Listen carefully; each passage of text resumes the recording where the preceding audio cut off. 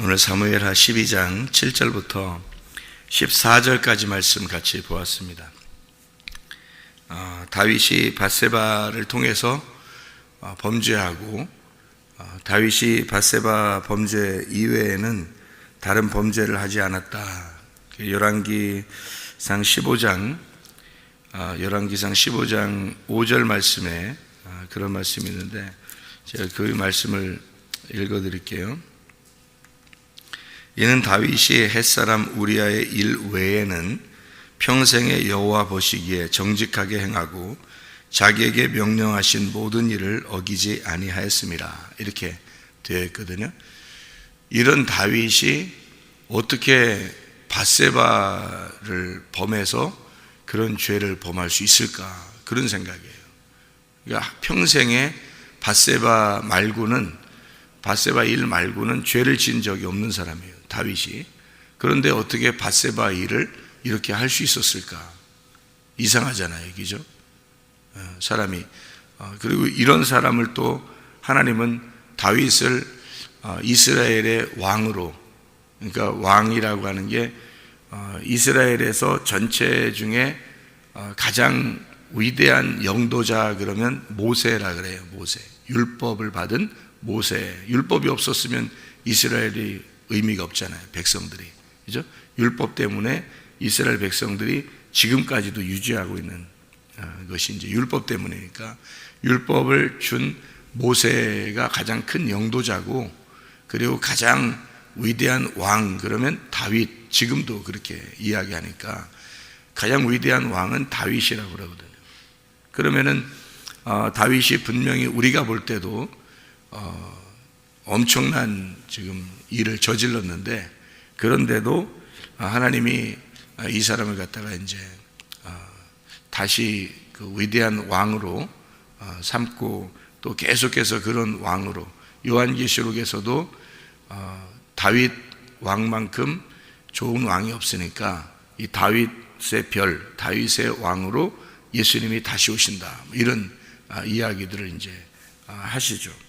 그러니까 그런 위대한 왕이 어떻게 이런 범죄를 저질렀을까, 그런 게 좀 의문이 나죠, 사실은. 그죠? 성경에서 하나님이 막으실 수도 있었는데, 그런 위대한 왕이라면 그 한 번의 실수도 하지 않도록 하나님이 딱 막으시면 충분히 막을 수 있었는데 막지 않았다.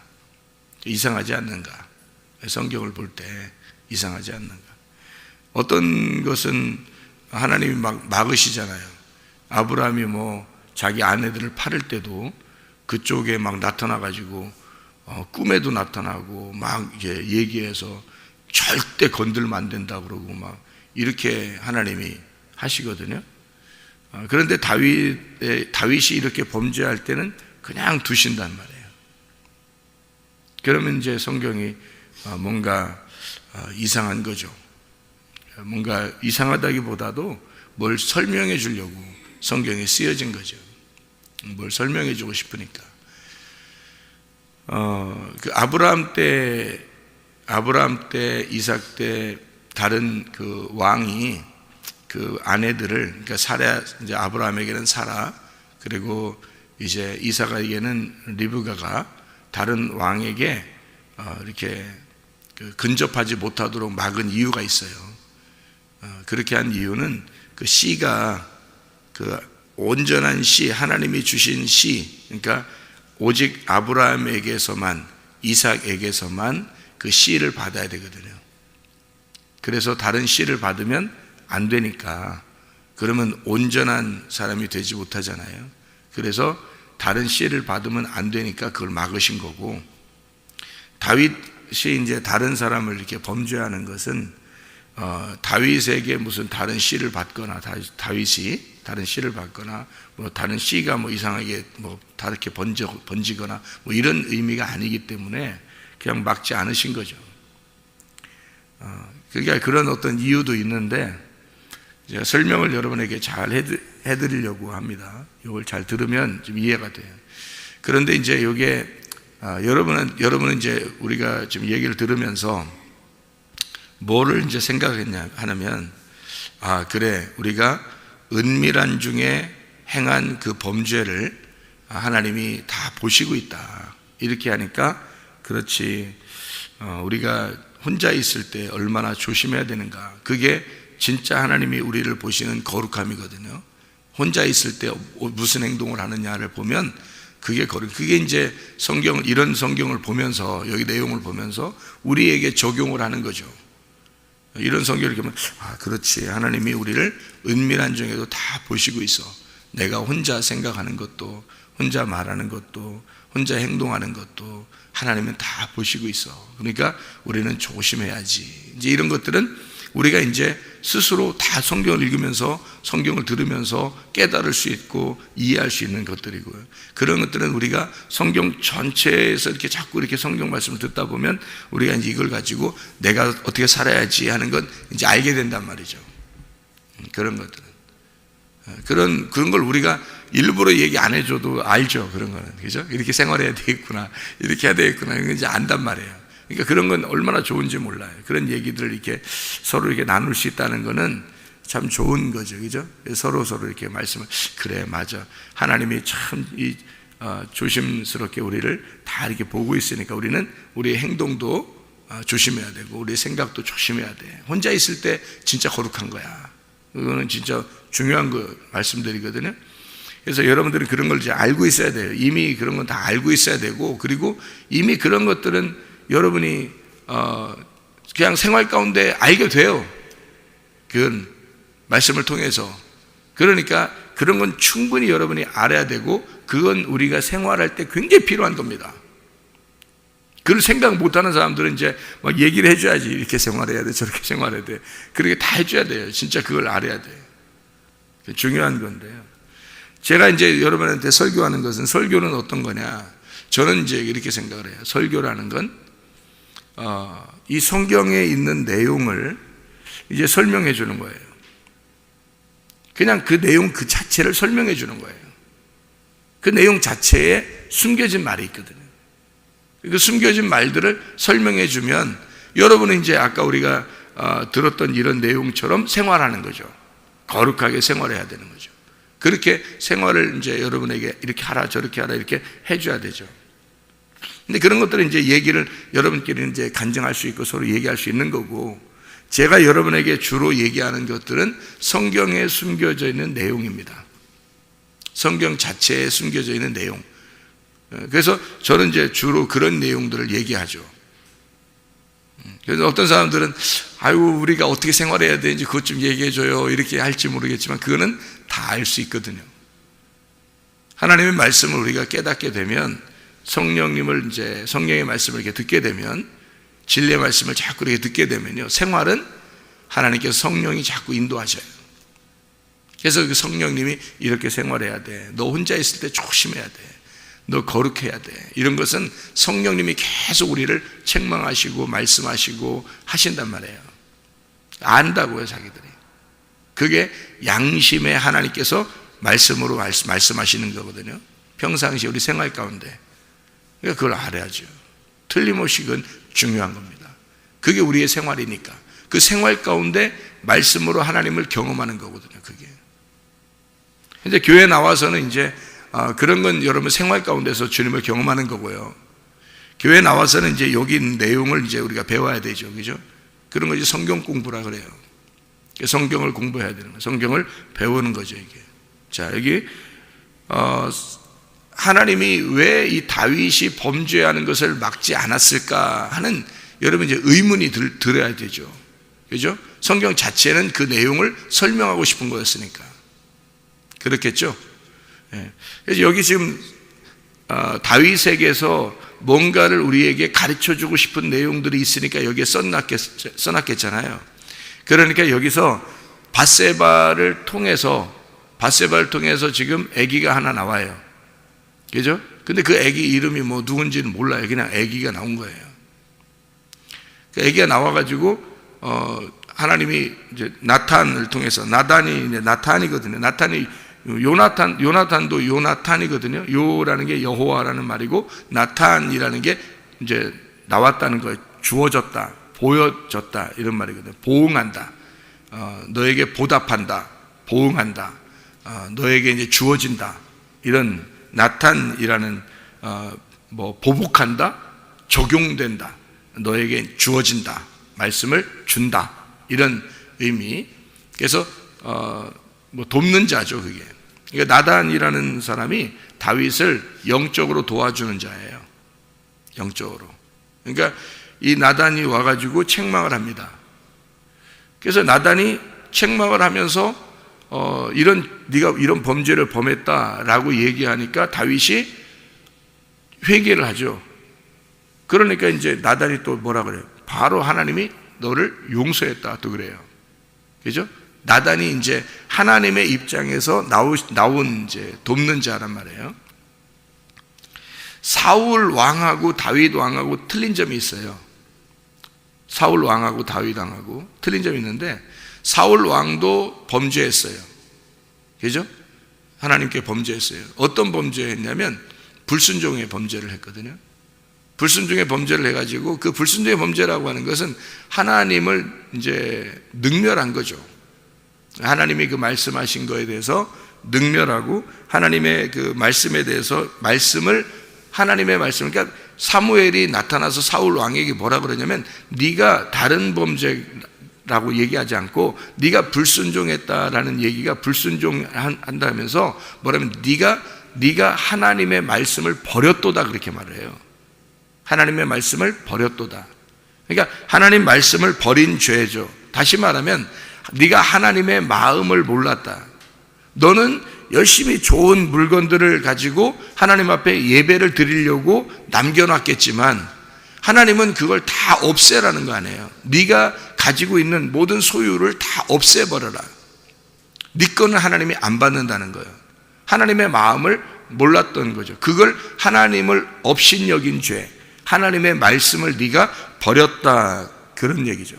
한마디로 말하면 너는 철없이 예배 드리는 사람이다. 그냥 이렇게 하나님 앞에 드리면 받지 않을까라고 생각해서 가장 좋은 거를 떼어다가 하나님 앞에 드리려고 했던, 철없는 예배 드리려고 했던 그런 죄. 근데 그 사울 왕이 왜 멸망을 당했냐면 회개를 안 했기 때문입니다. 이 다윗하고 사울 왕하고요 똑같이 범죄를 했는데, 다윗은 회개를 하잖아요. 회개를 했기 때문에 용서를 받는 거고, 사울 왕은 회개를 안 했기 때문에 멸망을 당한 거예요.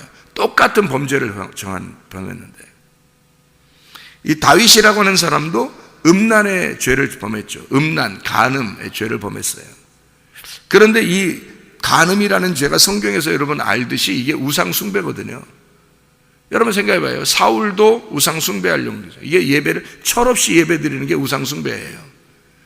자기가 좋은 것들을 떼어다가 하나님 앞에 예배 드리려고 하는 그 철없는 예배, 그걸 우상 숭배라 그래요. 하나님 마음을 모르고 드리는 예배, 이게 우상 숭배란 말이에요. 그러면 다윗은 뭐예요? 음란, 간음죄. 음란하고 간음죄가 뭐예요? 우상 숭배거든요. 하나님의 마음을 모르고 예배하는 죄, 이게 음란이거든요. 그게 간음한 죄, 하나님의 말씀을 없인 여겼어요. 하나님의 말씀을 버린 죄란 말이에요. 함께 다시 말하면 여호와께 범죄했다는 말입니다. 그런데 다윗은 사울 왕하고 다른 점이 진정한 회개를 했단 말이죠. 바로 자기를 깨달아요.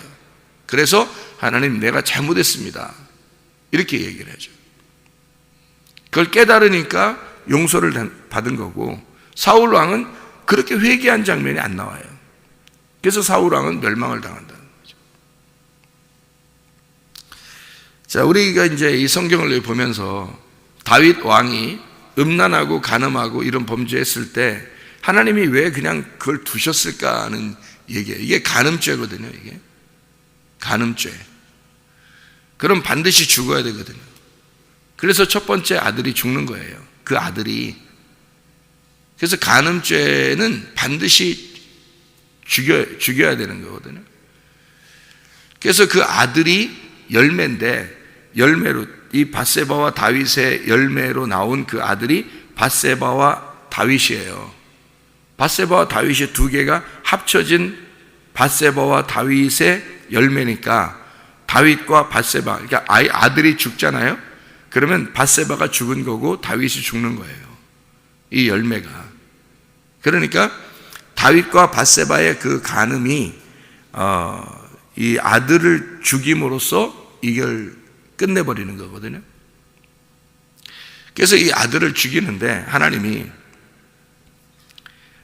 반드시 죽으리로다. 누가 죽는 거예요? 다윗이 죽는 거예요. 밧세바가 죽는 거예요. 이게 반드시 죽으리로다. 그러니까 하나님이 그를 죽이는 거예요. 그럼 하나님이 이걸 갖다가 어떻게, 왜 이걸 처음부터 막으면 되는데, 처음 아브라함이나 이삭이나 이런 사람들은 처음부터 막았잖아요. 그 부인 팔아먹지 못하도록 처음부터 막아줄 수 있는데, 근데 어떻게 다윗은 이런 범죄를 하는데 이거를 막아주지 않았을까? 이유가 있는 거예요. 다윗이 이런 범죄를 함으로써 하나님께 꼼짝 못하게 만드는 거죠. 다윗한테는 이런 범죄를 하고 있을 때 가만히 두는 거예요. 두면은 꼼짝 못하죠. 이건 이제 하나님께 잡힌 거예요. 그렇죠? 이제 하나님께 완전히 딱 이제 잡힌 자가 되는 거예요. 꼼짝 못해요. 벗어날 수가 없습니다. 율법적으로 벗어날 수 없는 범죄를 저지른 사람이 됐어요. 이제 하나님의 그물망에 딱 잡힌 겁니다.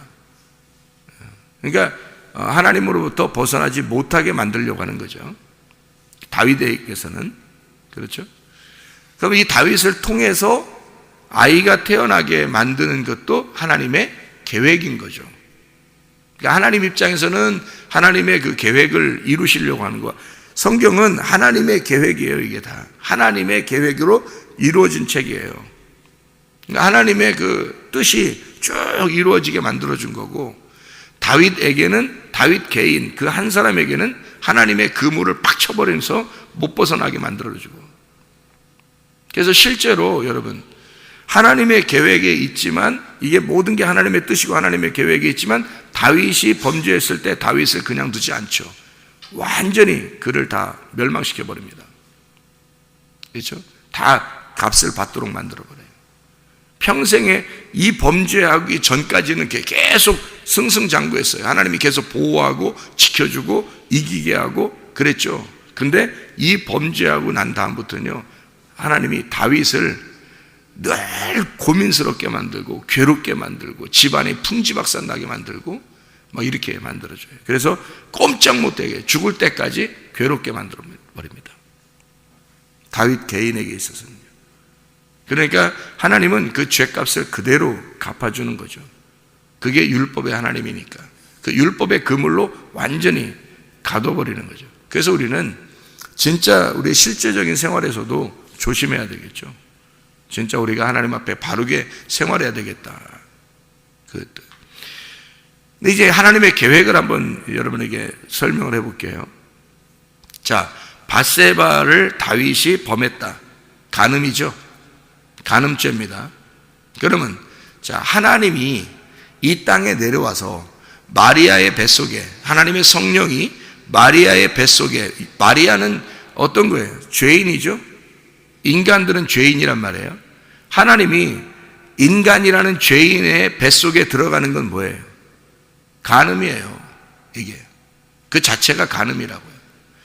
하나님이 인간의 배를 빌려서 하나님이 인간의 뱃속에 들어가는 자체가 간음이라고요. 여러분 잘 생각해 보라고요.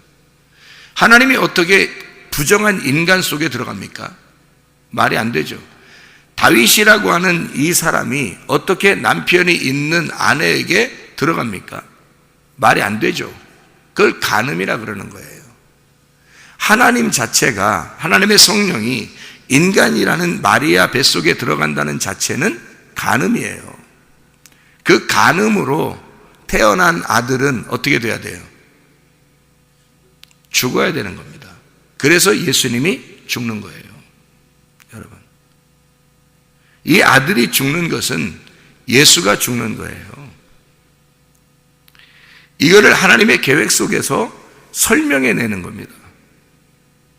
하나님 아버지가 인간의 뱃속에 간음하여 들어가 인간 마리아와 함께 관계를 가져 하나님이 인간의 뱃속에 들어가 간음을 저질러 그리고 그 아이가 태어난 것이 예수예요. 그 예수는 죽어야 되는 겁니다. 그래서 그 아들이 죽고 두 번째 아들로 부활하여 태어나는 것이 솔로몬이에요.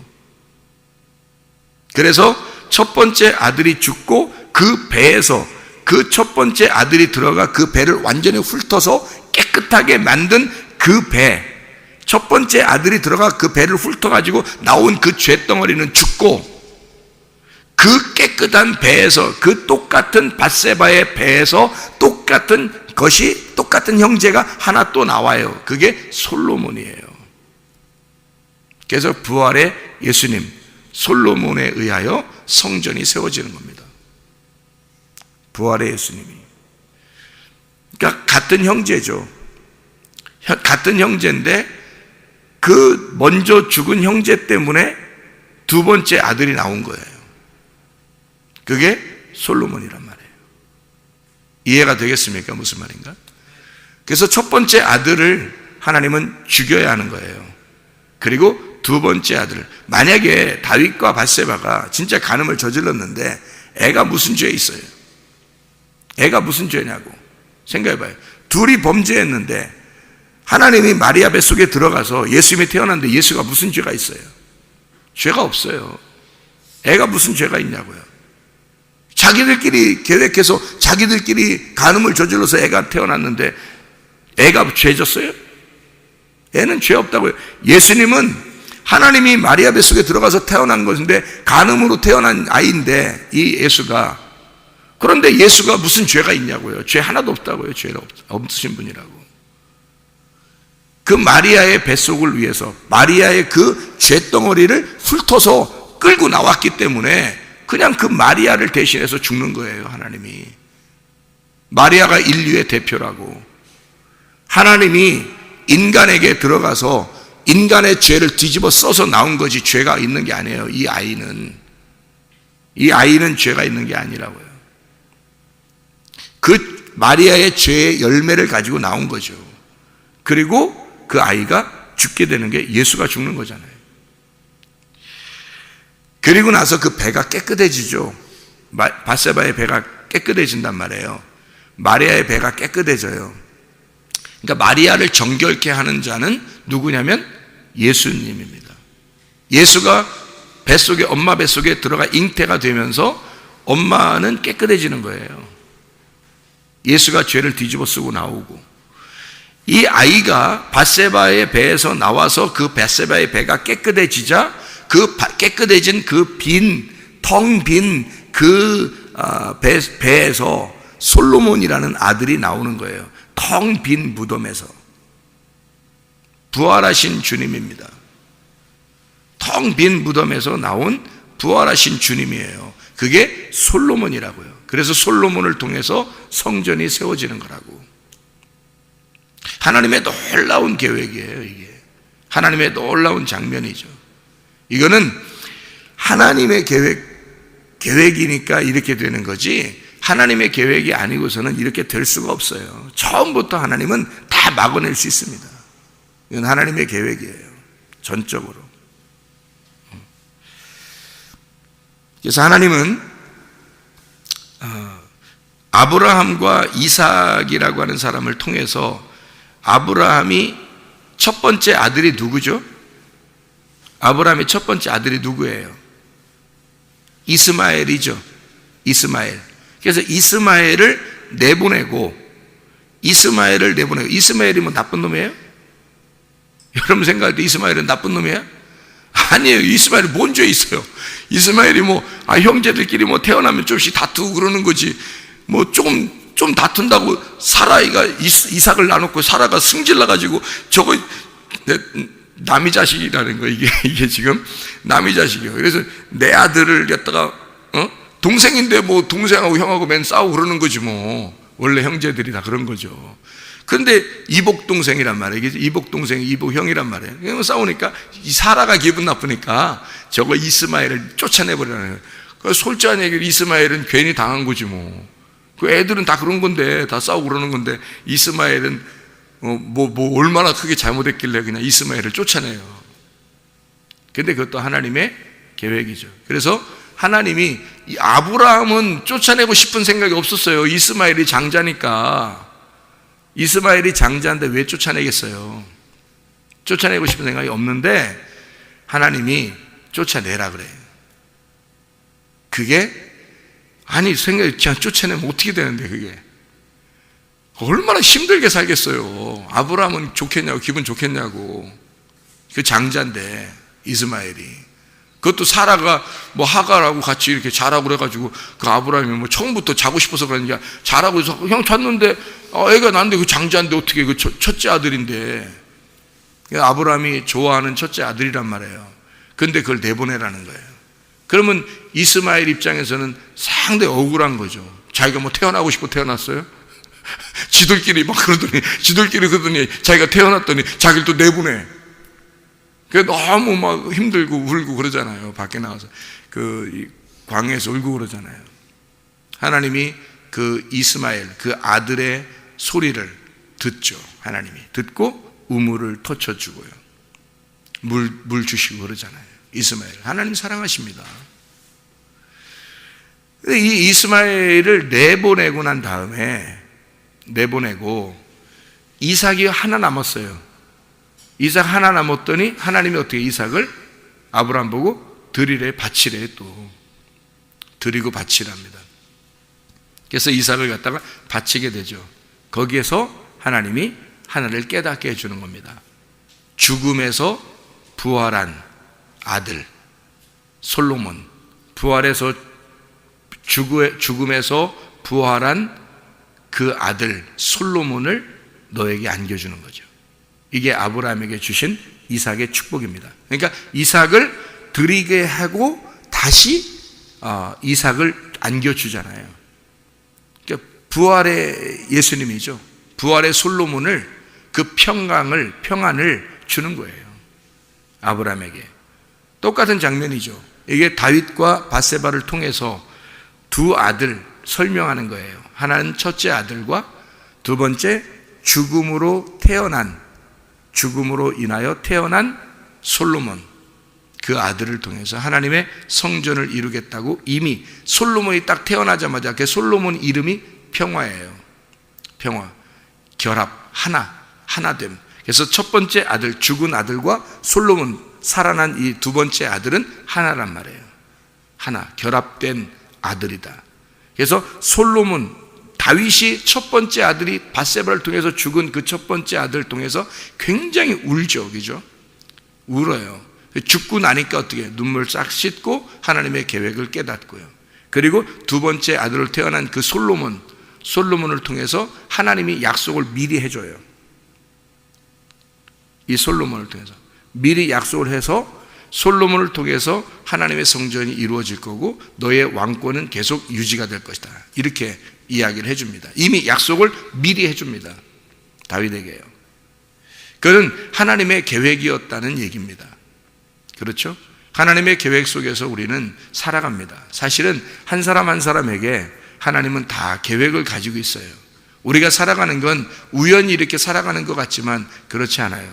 하나님은 여러분에게 늘 계획을 가지고 여러분을 살게 하십니다. 늘 여러분과 동행하시고 여러분을 따라다니시고 여러분과 함께 하십니다. 그런 하나님에게 우리는 진짜 하나님의 계획이 무엇인지를 늘 깨닫고 살아가셔야 돼요. 그래서 그게 뭐냐면 하나님 말씀을 깨닫는 거예요. 이 말씀 있는 그대로를 깨달아서 하나님 말씀이 이렇게 되어 있구나. 그러니까 내 삶은 어떻게 하나님의 성령께서 인도하시겠죠. 성령께서 인도하시니까 그 삶에 적용해서 내가 하나님 앞에 얼마나 거룩해야 하는가, 내가 음란하지 아니하고 우상 숭배하지 아니하고 내가 하나님 앞에 거룩한 하나님의 사람으로 살아야 된다는 걸 하나님의 성령이 가르쳐 줄 거라고요. 그러면 그 삶의 적용은 우리가 늘 말씀을 깨달은 이 전체적인 하나님의 계획, 말씀을 깨달은 사람들에게 이 삶의 적용은 늘 삶에서 우리에게 말씀하시는 하나님이 계시다고요. 그 삶에서 우리를 인도하셔서 그 삶을 하나님의 길에서 벗어나지 않고 살아갈 수 있도록 만들어 주시는 그 하나님의 성령의 인도하심이 오늘도 늘 여러분과 함께 하시기를 바랍니다. 기도하겠습니다.